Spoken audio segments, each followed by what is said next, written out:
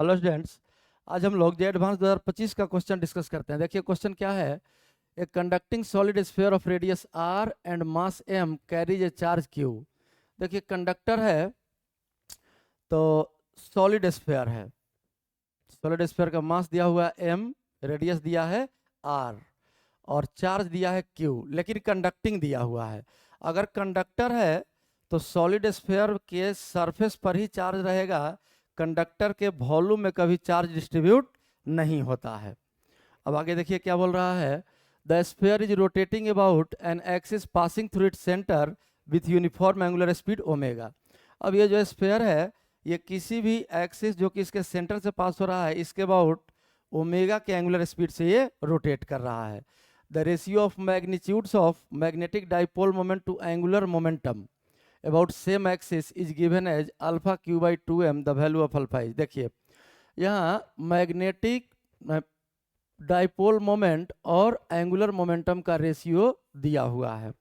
आप लोग मैग्नेटिज्म में पढ़े होंगे, रिंग के लिए, डिस्क के लिए, हॉलो स्फीयर के लिए, हॉलो स्फीयर मतलब चार्ज सरफेस पर हो और स्फीयर भी हॉलो हो, और सॉलिड स्फीयर के लिए मतलब चार्ज वॉल्यूम में हो और स्फीयर भी सॉलिड हो। तो मैग्नेटिक मोमेंट म्यू और एंगुलर मोमेंटम एल का रेशियो होता है क्यू बाई 2m सबके लिए, रिंग के लिए भी, डिस्क के लिए भी। डिस्क के सरफेस पर चार्ज डिस्ट्रीब्यूटेड होगा। हॉलो स्फीयर मास के रेस्पेक्ट में और चार्ज कहाँ हो, उसके सरफेस पर, मतलब चार्ज के रेस्पेक्ट में भी हॉलो स्फीयर हो और मास के रेस्पेक्ट में भी हॉलो स्फीयर हो। और सॉलिड स्फीयर तो वॉल्यूम में चार्ज हो, चार्ज के रेस्पेक्ट में भी वॉल्यूम सॉलिड स्फीयर हो और मास के रेस्पेक्ट में भी सॉलिड स्फीयर हो, तब म्यू बाई एल का वैल्यू होता है क्यू बाई 2m। यहाँ से हम लोग तीन चारों में से किसी के केस में भी मैग्नेटिक मोमेंट म्यू का वैल्यू निकाल सकते हैं। तो देखिए यहाँ चार्ज के टर्म में दिया हुआ है, चार्ज चूंकि सरफेस पर है तो ठीक है, यहाँ ये मास के रेस्पेक्ट में सॉलिड स्फीयर है, एंगुलर मोमेंटम में सॉलिड स्फीयर वाला फॉर्मूला अप्लाई होगा। लेकिन चूंकि चार्ज सरफेस पर है तो हम लोग हॉलो स्फीयर वाला फॉर्मूला अप्लाई करके और इस रेशियो का यूज करके मैग्नेटिक मोमेंट का वैल्यू निकाल सकते हैं इस डिस्ट्रीब्यूशन के लिए। तो म्यू का वैल्यू अगर यहाँ से हम लोग लिखें तो देखिए म्यू बराबर क्या हो जाएगा, क्यू बाई 2m और इनटू ये एल जाके मल्टीप्लाई हो जाएगा। Angular momentum equals I omega जानते हैं, तो हम हॉलो स्फीयर के लिए अप्लाई कर रहे हैं, इस पार्टिकुलर कंडक्टर के लिए अप्लाई नहीं कर रहे हैं, हम रिजल्ट अप्लाई कर रहे हैं हॉलो स्फीयर के लिए।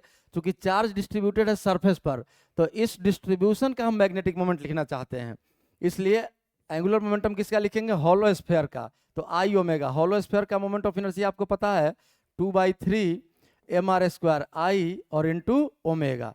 अब यहाँ से अगर म्यू हम लोग सिंप्लीफाई कर ले, तो जस्ट फॉर्मूला लिख दिए हम, तो यहाँ से अगर हम लोग सिंप्लीफाई कर ले तो म्यू इक्वल्स, देखिए ये 2m और ये 2m कैंसिल हो जाएगा और म्यू का वैल्यू आ गया आपका 1/3 क्यू ओमेगा r²। इस चार्ज डिस्ट्रीब्यूशन का मैग्नेटिक मोमेंट यही होगा।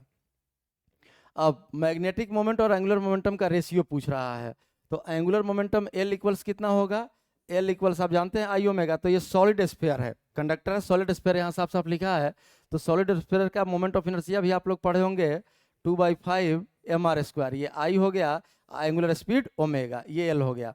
अब इस केस के लिए, इस क्वेश्चन के लिए म्यू बाई एल जब हम लोग डिफाइन सॉल्व करेंगे तो देखिए क्यू ओमेगा r²